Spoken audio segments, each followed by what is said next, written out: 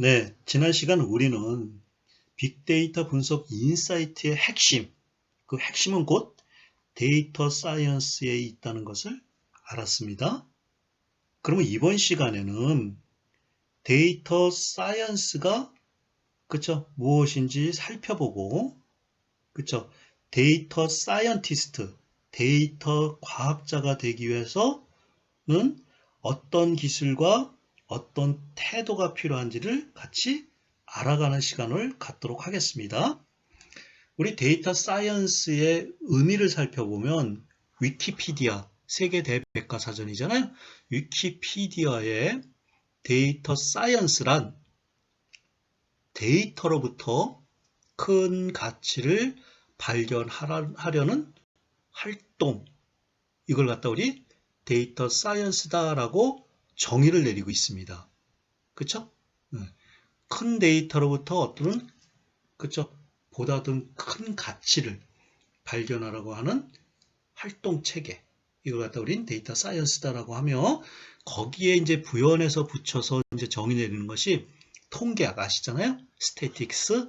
통계학이라고 하는 것은 정형화된 데이터를 가지고 실험 데이터를 분석 대상을 하는 것에 비해서 통계학이 정형화된 실험 데이터를 분석 대상화하는 것에 비해서 데이터 사이언스는 정형 또는 비정형을 막론하고 우리가 데이터가 저장되는 모습이 정형화돼서 저장되는 데이터 타입 형식도 있고 반정형 형식도 있고 비정형 형식도 있다고 그랬잖아요.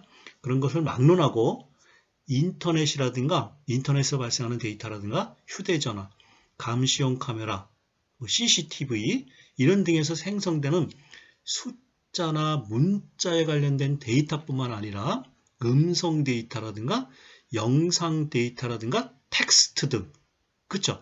이런 다양한 유형의 데이터를 대상으로 한다라고 되어 있습니다. 그러니까 데이터 사이언스의 대상은 모든 유형의 데이터를 그쵸? 그 분석 대상으로 한다라는 거죠. 그쵸? 우리가 여러분들이 빅데이터의 특성을 여러분들 말씀드렸다시피 3V라고 그랬잖아요. 규모, 볼륨 기억나시나요? 버라이어티, 다양성, 벨로시티, 속도, 데이터의 생성 속도 이런 걸 갖다 우리 빅데이터라고 그랬잖아. 그러니까 앞에 있는 내가 쭉 말했던 거 정형이나 비정형을 막론하고 다양한 유형의 데이터를 생성 대상으로 한다. 이게 바로 빅데이터죠.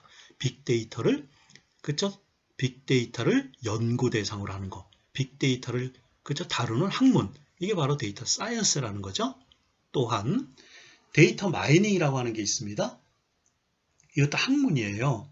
데이터 마이닝이라고 하는 건 뭐냐면 많은 데이터 속에서 데이터를 분류하고 또 모아보고 또 연관을 지어봐서 그쵸? 어떤 지식을 발견하려고 하는 그 학문이 있어요. 그게 데이터 마이닝이죠. 여러분들 마이닝이라고 하는 것은 그쵸? 광물을 채집하는 거 이런 걸 갖다 마이닝이라고 그러잖아요. 그쵸? 그러니까 많은 데이터 속에서 우리 광물에서 어떤 그쵸? 금을 발견하려면 많은 그 돌을 찾아서 그쪽에서 가치 있는 보물을 찾죠. 금을 찾지 않습니까? 이와 같이 많은 데이터를 통해서 의미 있는 그쵸? 지식을 발견하는 그 과정을 데이터 마이닝이라고 있거든요. 저 뒤에서 한번 소개를 할 건데 그 마이닝이 주로 분석이라고 하는 것에 초점을 두고 있는 개념인데 반해서 데이터 사이언스는 분석뿐만 아니라 이를 효과적으로 그쵸? 구현하고 이제 구현을 갖다가 우리 플랫폼을 많이 구현한다. 빅데이터에서 많이 나오는 것이 플랫폼이라는 말을 많이 나오거든요. 저 뒤에 가서 또 소개할 겁니다. 플랫폼이라고 하는 것은 뭐냐면 빅데이터라고 하는 건 다양성이잖아요. 다양성이라고 하는 것을 하나의 그쵸? 통합된 어떤 틀에 그런 것들을 다 수용할 수 있도록 만들어 놓은 거. 그걸 갖다 우리 플랫폼이라고 그러거든요. 그러니까 빅데이터 플랫폼 이런 말을 많이 써요. 어디서 아시겠어요? 그죠?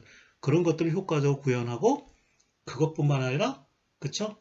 데이터의 가치를 전달하는 과정까지를 포함하는 포괄적인 개념이다.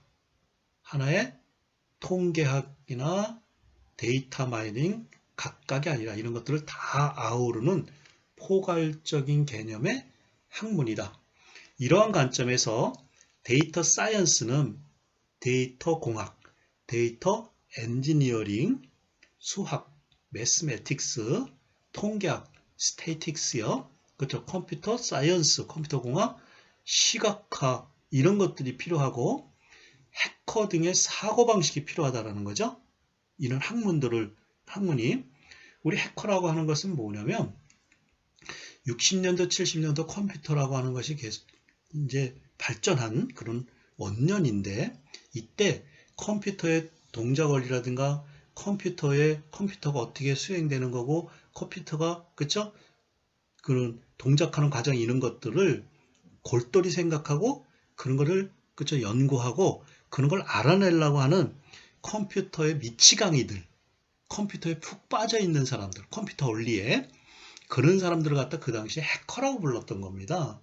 그렇죠? 근데 오늘날에는 그냥 불법적으로 남의 컴퓨터에 남의 시스템에 침입해서 정보를 빼나가다든가 시스템을 망가뜨린다든가 이런 행위를 하는 사람 갖다 우리는 해커라고 그러잖아요. 원래 지금은 나쁜 말로 이제 우리 좀 대명사로 됐지만 그 당시에는 좋은 말이죠. 컴퓨터에 또는 컴퓨터 학문에 푹 빠져 있는 사람들. 그죠? 컴퓨터의 미치광이들. 그쵸? 우리 잘 아는 여러분들이 빌 게이츠, 스티브 잡스, 그쵸? 위지니악, 우리 마우스 개발한 사람 위지니악이잖아요. 그런 사람들을 우리 해커라고 불렀던 거죠. 그쵸? 그러한 어떤 것을, 어떤 원리와, 그쵸? 어떤 법칙과 원리를 골똘히 생각하고, 그쵸? 그것을 해결하려고 하는 끈질긴 어떤 진념, 사고, 생각, 이런 것들을 가지고 있는, 그쵸? 그런 것들을 하는 학문, 방식, 그쵸? 이런 것들에 대한 해당 분야의 전문 지식을 종합한 학문으로 정의하기도 한다. 이렇게 되어 있습니다. 그러니까 데이터 사이언스는 작은 개념이 아니라 포괄적인 개념이며 종합 학문이다. 그쵸? 어떤 방법을 포괄하는 것뿐만 아니라 여러 학문을 종합한 학문. 이게 데이터 사이언스죠. 뭔지 아시겠어요? 따라서 데이터 사이언스는 한 학과 또는 한 학부 또는 그쵸? 여러분들 전공 이런 걸로도 우리 다루는 대학들이나 이런 데가 많이 있죠. 그쵸? 큰 학문입니다. 그래서 우리가 이렇게 보면 다양한 유형의 데이터를 대상으로 한다. 분석뿐만 아니라 이런 효과적으로 구현하고 전달하는 과정까지 포함하는 개념이다. 그쵸?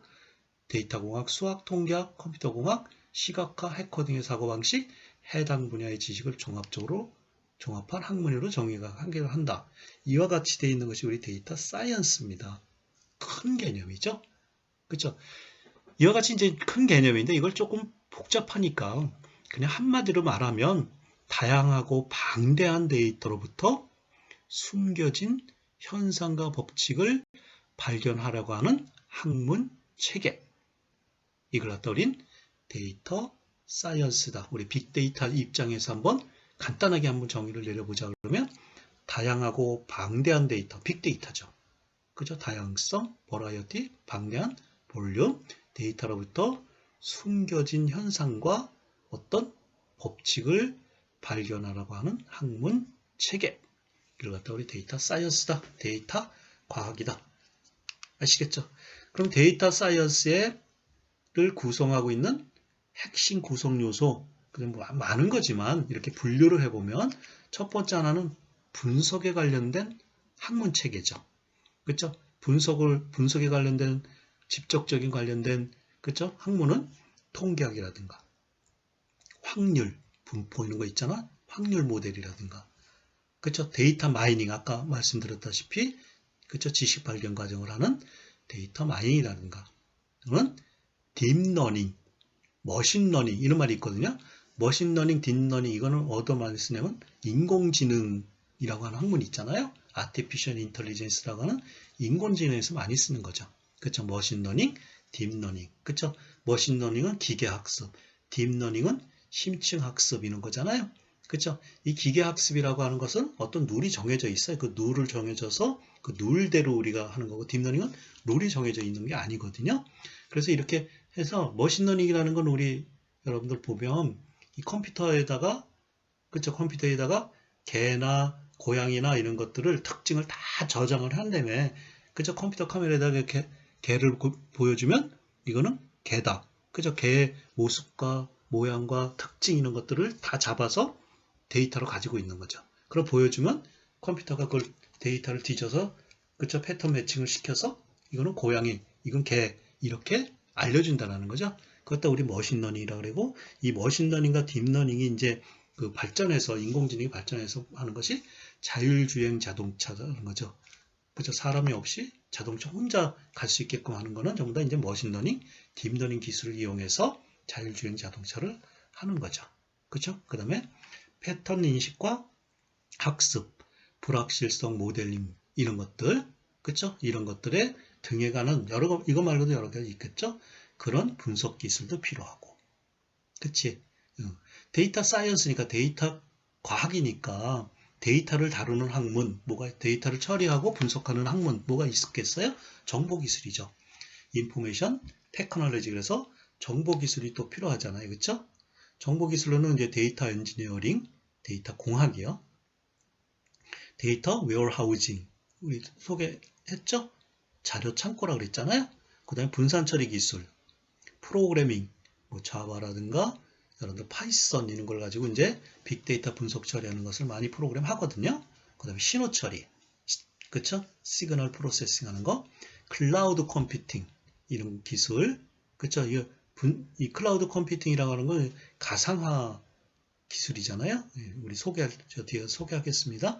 그 다음에 고성능 컴퓨터 등 이런 것들에 대한 그 기술적인 학문도 있어야 되는 거고, 그치? 그 다음에 우리 이제 데이터 사이언스, 데이터의 과학적인 접근은 이제 여러 분야, 뭐 정치, 경제, 사회, 문화, 뭐 체육 여러 가지 분야에 쓰겠지만 그 중에서 많이 필요한 것은 우리는 회사 경영이나 아니면 비즈니스에 많이 쓰는 거잖아요.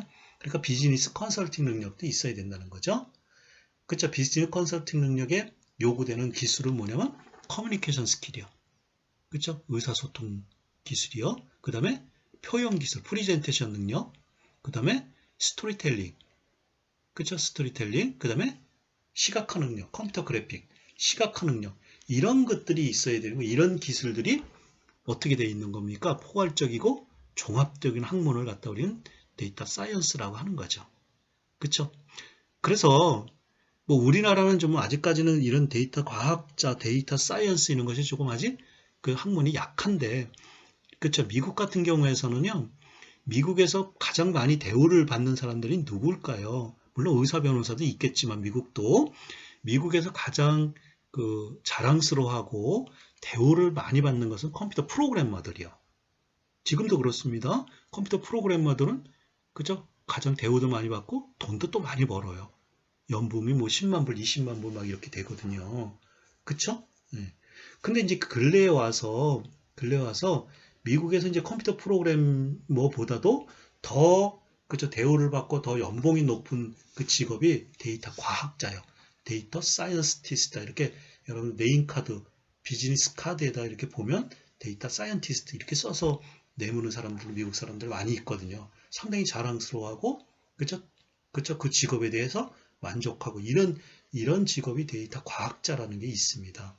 그러니까 과거에는 빅데이터 분석, 빅데이터 기술자, 빅데이터 뭐 분석가, 뭐 이렇게 얘기를 했는데, 이제 그런 거보다는 우리 여러분들 구글 트렌드나, 그쵸? 우리 지난 주에 해봤잖아요.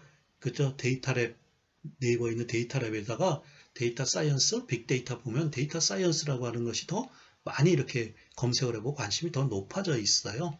그쵸? 그래서 우리가 데이터 사이언스라고 하는 것이 있죠. 그쵸? 그래서 여러분들도, 이제 우리가 보면, 이런 학문들을 어떻게 다 알아야 되지?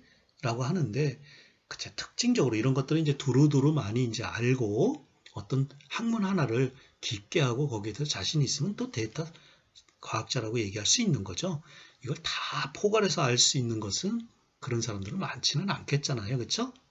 그렇죠. 그래서 이런 것들을 갖다 우리 데이터 사이언스다, 데이터 과학이다라는 것을 소개를 했습니다. 되셨죠? 조금 장엄하게 설명을 했는데 여러분들이 잘 생각을 해보시면 데이터 사이언스는 이 포괄적인 학문이다, 종합적인 학문이다. 되셨죠? 자, 그러면 데이터 사이언스의 역할 한번 볼게요. 데이터 사이언스, 사이언스는 과학이라고 하는 겁니다. 과학 활동이라는 건 뭐예요? 어떤, 그쵸? 현상이나 법칙을 관찰하는 거잖아요. 그것이 무엇인지 관찰을 하고, 그치?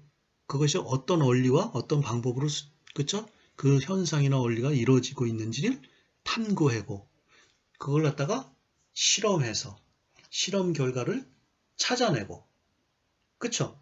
이런 것을 우리가 과학이라고 그러잖아요. 그쵸? 사이언스라고 그러잖아. 그치? 어떤 현상이나 법칙이나, 그치? 이런 것들을, 상황을 주도 면밀히 관찰해서 그것이 왜 일어났는지 원인을, 그쵸? 원인을 갖다가 탐구하고, 그치? 그것이 일어난 이거를 여러 가지 방법을 가지고, 그쵸? 실험을 하고, 그쵸? 실험된 결과를 가지고 발견하고. 마찬가지 우리 데이터 사이언스는 빅데이터의 집합을, 데이터를 이해하고 잘 관찰을 해서, 그쵸? 관찰을 하고 그 데이터를 가지고 무엇을 만들어낼 건지, 어떤 가치를 만들어낼 건지, 이런 것도 어떻게 분석할 건지, 이런 알고리즘을 세워서, 그치? 그 알고리즘을 가지고 여러 가지 방법으로, 그쵸? 분석, 실험을 해서 그 결과, 빅데이터의 큰 가치를 발견하는 것. 이걸 갖다 데이터 사이언스의 역할이죠. 서클이죠. 이렇게 활동이잖아요. 예, 그러니까 우리가 관찰을 통해서 뭐를 해야 되지? 그쵸? 무엇을 해야 되지? 어떻게 해야 되지? 어떤 가치를 나와야 되지? 왜 해야 되지? 이런 것들을 끊임없이 왜, 무엇을 어떻게 하지? 어떤 가치가 필요하지? 이러한 것을 끊임없이 물어보고 그런 것들을 관심 갖고 이런 것이 우리 데이터 사이언스가 하는 역할들이죠. 따라서 우리가 관찰해서 하는 것들은 관찰은 빅데이터셋을 수집하고 데이터 속성을 이해하기 위한 과정으로 데이터의 구조, 데이터의 내용, 데이터 품질 등을 종합적으로 살펴보고 관찰하는 단계. 그래서 여기서 하는 거는 데이터 소스가 뭐가 있는지 이렇게 명세 써보는 거고 데이터 기술의 명세서, 데이터 품질 확인서. 데이터 품질은 상당히 중요한 거죠. 우리 첫 번째 주차에도 여러분들이 입력되는 데이터가 좋아야만이 그거를 처리해서 만들어진 정보도 좋은다. 우리 기고라고 하는 말도 있었지 않습니까? 데이터 품질이라는 건 정말 중요한 거죠. 아무리 좋은 데이터가 있어도 그쵸? 올바르지 않은 데이터를 가지고 분석하거나 처리하면 올바르지 않은 가치나 올바르지 않은 정보가 만들어질 수 있지 않습니까? 그래서 지금 이제 화두가 되는 것은 빅데이터는 그런 빅데이터의 품질 보증은 어떻게 할 건지, 그쵸? 수많은 데이터에, 그쵸? 잘못된 데이터는 어떻게 보정하고, 그쵸? 어떻게 데이터에, 그쵸? 좋은 퀄리티, 품질을 유지할 건지, 이런 것들이 관심이죠. 그것도 이제 다 관찰을 통해서 얻어내야 되죠. 데이터 품질을. 좋은 데이터를 만들어내야 되죠. 그 다음에 두 번째 하는 것이 우리가, 그쵸? 빅데이터 가치를 탐구한다고 그랬잖아요. 빅데이터 분석 프로젝트의 목적과 요구사항을 이해하고, 그쵸? 도메인 지식이라고 하는 건 뭐냐면, 이 빅데이터에 적용하는 지식, 뭐 비즈니스에 할 거나, 정치나 할 거나, 경제나 할 거나, 뭐 여러 가지, 그쵸? 사회 현상이다 할 거나, 이런 것들을, 그쵸? 변경하는 등의 전반적인 분석 계획을 수립하는 단계를 우리 탐구라고 그러고요. 그래서 도메인 명세서나, 우리 이제 실제 업무 명세서예요. 데이터 기술서, 데이터 분석 모델 명세서, 분석 도구. 요거 있죠. 탐구 있잖아. 요 탐구가 이번 학기 여러분들하고 나랑 같이 하는 빅데이터 분석 기획 분야예요. 그게 이제 관찰과 탐구 분야를 망라한 거죠. 그리고 2학기 때 하는 것이 이제 빅데이터 분석 실험이죠. 그죠? 실험이라고 하는 것은 빅데이터 분석 목표에 맞도록 데이터를 전처리하고 분석 도구를 이용하여 분석 모델에 따라 다양한 방법으로 분석해서 유효한 결과를 도출하는 단계. 이것이 실험 단계죠. 그러니까 우리가 이제 실험하면 여러분들 파이썬이라든가 R이라고 하는 그 분석 도구가 있어요. 2학기 때 이제 할 겁니다. 그런 걸 가지고 이제 분석하겠죠. 실제 가치를 뽑아내겠죠. 많은 데이터 속에서. 그래서 입력 데이터의 명세서, 분석 알고리즘 명세서, 그쵸? 분석 실험, 결과서 이런 것들을 우리 출력하는 활동 영역으로 한다라는 거죠. 그걸로 끝나는 게 아니라 실제 분석이 됐으면 분석된 결과를 잘 전달하고 공유할 수 있도록 표현해야 되잖아요. 그걸 갖다 우리는 빅데이터에서는 비주얼라이제이션, 그래서 시각화라는 말을 쓰거든요. 데이터 분석 실험한 결과를 이해하기 쉽게 텍스트나 표, 그래프, 도형 등으로 시각화하고 실 업무에 적용하기 위한 방안을 마련하는 단계. 이게 바로 표현 단계예요. 프리젠테이션. 아시겠어요? 그래서 빅데이터 분석 결과 보고서, 빅데이터 활용 계획서, 빅데이터 환류 계획서. 환류라고 하는 것은 이 결과를 가지고 다시 어떻게 다시 분석을 할까? 이거. 그죠? 환류라는 건 피드백이라고 하는 거잖아요. 그죠? 출력을 다시 입력으로 쓰는 걸 갖다 우리 피드백이잖아. 출력 결과를 가지고 다시 좋게 고쳐서 또 다른 것을 분석하는 거. 그걸 갖다 우리 피드백, 환류라는 거죠.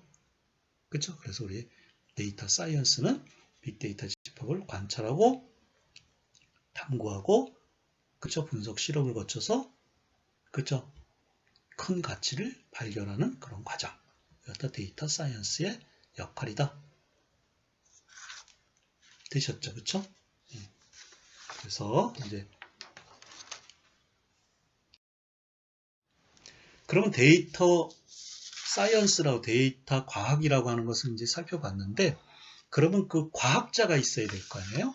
데이터 사이언티스트. 데이터가 과학자가 되려면 어떠한 것을 갖춰야 되느냐? 데이터 사이언티스트의 역량이 뭐냐? 역량이라고 하는 건 어떤 능력을 발휘해야 되느냐? 이런 뜻이죠. 역량은 그쵸? 나의 역량이라는 건 내가 가지고 있는 어떤 기술이나 능력 이걸 갖다 역량이라고 그러잖아요. 그쵸? 그래서 여러분들 여기 보시면 DJ 패틸이라고 하는데 Building Data Science Teams라고 하는 그 책의 저자거든요. 이 사람이 데이터 사이언스가 갖춰야 될 역량은 기술적 숙련도로 과학적 전문 지식과 여기 보세요. 호기심, 큐어리스, 호기심이 있어야 된다고 그랬어요. 아시겠어요? 지식, 호기심이. 자, 호기심은 뭐냐면 내부에 숨겨 있는 것을 알고자 하는 욕구, 문제 해결을 위해 명확한 가설 집합을 만들 수 있는 능력, 이걸 갖다 curiosity, 호기심이라고 그래요. 그러니까 데이터 사이언스가 된다면 호기심이 많은 사람은 데이터 과학자가 될 확률이 높은 거죠. 호기심이 있어야 된다. 자, 지난 장에서도 얘기했다시피 스토리텔링이 있어야 된다. 스토리텔링이라는 건 뭐야? 어떤 결과 이야기를 전달하고 효과적으로 대화하기 위한 데이터로 활용하는 능력. 그쵸? 데이터를 가지고 이야기를 전달하고 효과적으로 대화할 수 있는 능력. 그것도 스토리텔링이라는 거고, 그 다음에 데이터 사이언스가 되려면, 그죠? 지혜가 많아야 되죠. 그죠? 위스덤, 그죠? 영리해야 되는 거죠. 그죠? 클레버니스 해야 되는 거죠. 영리야. 창의적 방식으로 문제를 다루고 보는 능력. 이런 것들이 있어야 된다는 거죠. 그죠? 데이터 과학자가 되려면 요런 기술적 숙련도, 호기심도 많아야 되고 스토리텔링 능력, 영리해야 된다는 거죠. 그쵸? 그 다음에 가드너라고 해서 미국의 IT 분야의 리서치 회사거든요. 우리 가드너는 많이 소개를 여러분들한테 했는데, 그쵸? 가드너라고 하는 것은 우리 컴퓨터 학문을 하다 보면 여기에 대한 인용, 이 사람들이 한 것들을 많이 인용을 하거든요. 중요하겠죠. 그쵸? 가드너에서 데이터 과학자, 데이터 사이언티스트가 갖춰야 될 역량은 데이터를 관리할 수 있는 능력. 그쵸? 데이터에 대한 이해 능력. 그쵸? 분석 모델링. 그쵸? 데이터를 분석할 수 있는 모델링. 그쵸? 분석론에 대한 지식. 비즈니스 분석, 비즈니스 요소에 대한 초점. 그쵸? 소프트 스킬로서 커뮤니케이션과 그쵸? 협력. 다른 사람하고 이렇게 협력할 수 있는 능력. 중요한 거죠. 그 다음에 리더십. 그 다음에 창의력. 그 다음에 교율, 패션, 열정 이런 것들이 데이터 과학자로서 그죠? 태도로서 중요하다라는 거죠. 그것을 가드너가 데이터 과학자가 되기 위해서는 이러이러한 것들이 필요하다라고 얘기를 한 겁니다. 아시겠죠? 선일 셔러피라고 하는 사람, 인터내셔널 데이터 서비스 책임자예요. 그렇죠? 이 사람의 데이터 자체를 데이터 사이언티스트가 되려면 데이터 자체를 다루게 있는 능력으로 데이터를 잘 게더링, 수집할 수 있는 능력, 데이터 여러 가지 다양한 데이터를 잘 하나로 통합해서 표준화시킬 수 있는 능력, 통계, 스태틱스, 그쵸? 그 다음에 모델링, 그쵸? 우리 모델링 능력, 이런 것들이 필요하다는 거죠. 그 다음에 데이터를 분석하여 의미 있는 결과를 도출하고 이를 적용할 수 있는 능력. 거기 보세요. curiosity, 호기심, intuition, 직관력, 그쵸? visualization, 표현력, communication, 대화력, 이런 것들이 필요하다는 거죠. 뭐가 되려면? 데이터 과학자가 되려면요. 아시겠어요? 그쵸? 존 라우즈라고 하는 사람이 이게 아마존, 여러분도 아마존 아시죠? 아마존, 미국에 있는 아마존닷컴 아시잖아요? 아마존에 있는 수석 엔지니어링이에요. 이 사람은 수학과 공학 능력으로서 데이터 분석 및 이를 수행하기 위한 솔루션 작동을 위해 필요하고 인문학적 소양, 그쵸? 인문학, 뒤에 가서 좀 살펴볼 건데 인문학이라고 하는 것은 그 현상에 대한 그 수용 능력이보다는 비판적인 시각을 갖는 게 인문학적인 소양이거든요. 그죠? 가설 수립 및 검증에 대한 필요. 그것이 왜 일어났지? 그치? 그것이 어떻게 일어났는지 이런 것들을 그 검증하고 가설을 세우고 그거를 방법 절차를 생각하고 그치? 이와 같이 비판적인 시각을 갖는 것이 우리 인문학적 소양이고요. 글쓰기 능력, 대화 능력, 또 분석 결과에 대한 전달과 이해, 설득을 위해 필요하다. 그쵸? 호기심 및 회복, 그쵸? 통찰력의 발휘 및 일에 대한 만족과 보람도의 필요. 이런 것들, 이런 사람들, 이런 단체에서 데이터 사이언스가 갖춰야 될 역량들을 이렇게 쭉 설명을 하는 것을 갖다가 옮겨 놓은 겁니다. 그쵸? 다른 데 있는 거를 이제 갖다 옮겨 놓은 건데, 여기서 여러분들 좀 내가 한번 얘기할 거 보면, 여기 호기심이라는 단어가 많이 들어가 있지 않습니까? 호기심. 그러니까 많은 데이터를 가지고 여러분 호기심을 발휘해서 이렇게 하면 어떻게 될까? 저렇게 하면 어떻게 될까? 골똘히 생각해서 그쵸? 여러 가지 호기심이 있어야 된다는 거. 이런 것들입니다. 그래서 우리가 이제 데이터 사이언스가 되기 위해서는 요구 역량을 한번 정리를 좀 해봤어요. 이해하기 쉽게. 그쵸? 이해하기 쉽게 한번 정리를 해봤습니다. 데이터 사이언스의 요구 역량을 이제 앞에 있는 걸 정리를 한 건데 하나는 사이언스의 첫 번째 하나는 하드 스킬, 그쵸? 어떤 기술적인 면, 또 하나는 소프트 스킬, 어떤 정신적인 면, 생각하는 면, 이런 거 두 가지로 나눌 수 있습니다. 그쵸? 예? 예. 그래서 여러분들 하드 스킬과 소프트 스킬로 나눌 수 있습니다. 하드 스킬의 첫 번째는 빅데이터에 대한 이론적인 지식을 아는 거, 관련 기법에 대한 이해와 방법, 아까 우리 있었지 않습니까? 빅데이터 분석에 관련된 지식, 그 다음에 정보기술, IT, 그죠? 인포메이션 테크닉에 관련된 지식들, 이런 것들이 있어야 되는 거고, 분석 기술에 대한 숙련도, 데이터 사이언스가 하려면, 그죠? 최적의 분석 설계 및 노하우의 축적, 이런 것들. 그것뿐만 아니라, 소프트 스킬은 뭐냐면, 통찰력 있는 분석. 그쵸? 이거 갖다 우리 이제, 빅데이터 인사이트라 그러잖아. 통찰력 있는 분석. 뭐 창의적인 사고라든가 호기심, 그쵸? 논리적인 비판, 이런 것들, 이런 능력이 있어야 된다는 거죠. 데이터 과학자가 되려면. 그 다음에 데이터 과학자가 되려면 설득력 있는 전달 능력, 스토리텔링이나 비주얼라이제이션, 그쵸? 협력 능력, 콜라보레이션, 다분야 간 협력 능력, 그쵸? 커뮤니케이션 능력, 이런 것들 앞에 있는 내용들을 여러 사람이나 단체에서 말했던 것을 집대성하면 이와 같이 5가지로 요약할 수 있고 크게 하드 스킬과 소프트 스킬로 나눠진다는 거죠. 그쵸? 그래서 우리가 직업 능력 특성이라고 하는 게 있지 않습니까? 그쵸? 거기에 보시면 탐험가형이라는 게 있어요. 그쵸? 그 홀랜드 검사라는 게 있어요. 아시죠? 탐험가라고 하는 유형은 이게 우리가 탐험가라고 하는 유형이 데이터 사이언티스트가 요구하는 역량과 비슷하다라는 거예요. 그 탐험가형은 뭐냐면 맞는 재주꾼, 호기심 많은 예술가, 모험을 즐기는 사업가, 자유로운 영혼의 연예인. 이걸 갖다 우리 탐험가형이라고 그러거든요. 이런 유형의 이러한 성향이 소프트 스킬이고 그런 성향을 가진 사람이 데이터 사이언스가 될 그쵸 요구 역량에 적합하다라는 말이죠. 이해되셨어요? 그쵸? 그래서 우리가 보시면 이렇게 우리 탐험가형의 호기심 많은 예술가, 모험을 즐기는 사업가, 자유로운 영혼의 연예인 뭐 이런 사람들이 우리 그쵸? 데이터 사이언티스트가 요구하는 요구 능력이라는 거죠.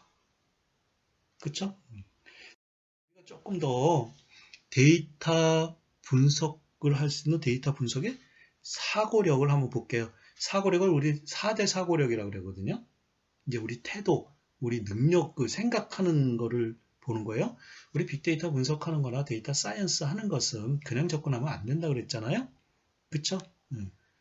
철저하게 분석, 인사이트를 가지고 접근을 해야 되기 때문에 그러는 분석을 하려면 사고력에 4개의 사고력이 있어야 된다는 거죠. 첫 번째는 논리력, 두 번째는 인사이트, 통찰력, 세 번째는 창의력, 그걸 토대로 분석 능력이 있어야 되는 거죠.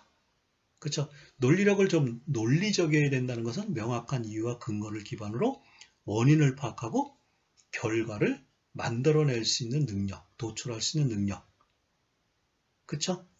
그건 뭐냐면 산은 나무와 숲으로 이루어졌다고 있는 사실을 가지고 그렇죠? 명확하게 그런 사실을 설명할 수 있는 능력. 그렇죠? 절차 방법대로 설명할 수 있는 능력. 그치? 그걸 갖다 우리 논리력이다라고 얘기를 하고 통찰력이라고 하는 건 인사이트는 어떤 상황이나 정황을 본질적으로 이해하고 그런 이해를 종합적으로 판단할 수 있는 능력. 그걸 갖다 우리는 인사이트, 통찰력이라고 그러고요. 그쵸? 이건 뭐냐면 나무 하나하나 여러분들 잘 상상을 하고 있어야 돼요. 나무 하나하나를 보면서 그 나무를 보고 전체 숲이 어떻게 이루어져 있는지를 이해할 수 있는 능력. 되죠? 그쵸? 나무 하나하나를 보면서 전체 숲은 나무의 숲은 어떤 형태, 어떤 유형으로 구성되어 있구나라고 하고 예측할 수 있는 추측할 수 있는 능력. 창의력이라고 하는 건 여러분 잘 아시죠? 가치 있는 새로운 사실을 찾아낼 수 있는 능력, 발견할 수 있는 능력. 산에는 나무와 숲만 있는 것이 아니고 거기에는 흐르는 계곡도 있고 계속되는 물이 흐른다는 추리력. 그렇죠? 산에는 계곡이 있고 계곡 속에는 물도 흐를 것이라고 하는 추리력, 예지력 이런 거 이걸 갖다 우리 창의력, 크리에이티비티라고 그러죠. 그렇죠? 그다음에 분석력. 분석이라고 하는 건 객관적이고 수치화된 데이터를 가지고 정보를 얻고 올바르게 해석할 수 있는 능력. 숲 전체보다는 나무 하나하나를 관찰할 수 있는 능력. 이걸 갖다 우리 분석력. 이와 같이 그죠? 데이터 분석의 사고력을 데이터 과학자가 가지고 있어야 되는 거죠. 그죠? 로직이라든가 인사이트, 크리에이티비티, 애널리시스 이런 능력들을 이제 겸비를 하고 있어야 된다는 거죠. 그죠? 이해하셨죠? 자, 우리 두 번째 시간도 조금 장엄하게 이제 설명을 했습니다. 어떻게 보면 이 공학적인 마인드보다 인문학적인 마인드, 어떻게 보면 철학적인 생각 이런 것들을 제가 여러분들한테 얘기를 하잖아요. 그렇죠? 그러니까 여러분들 우리 빅데이터 분석 기획이라든가 빅데이터 분석 실무를 하기 위해서는 여러분들의 마인드, 생각, 그렇죠? 하드 스킬보다 하드 스킬도 중요하지만 소프트 스킬, 이런 자세, 태도, 그렇죠? 이런 것들이 더 중요하다는 걸 다시 한번 강조를 하면서 우리 잠깐 쉬었다가 하겠습니다. 잠깐 쉬겠습니다.